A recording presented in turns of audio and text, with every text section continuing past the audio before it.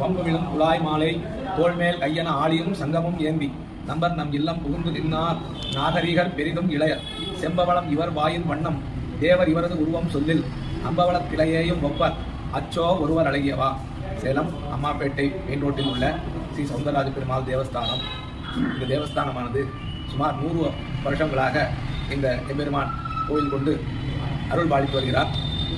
சுமார் 100 வருடங்களுக்கு முன்பு இந்த எம்பெருமான் இங்கே எழுந்தருளி பக்தர்களுக்கு ரட்சிக்க வேண்டுமாய் பிரார்த்தனைக்கோசரம் இந்த எம்பெருமான் இங்கே எழுந்தருளியுள்ளார்.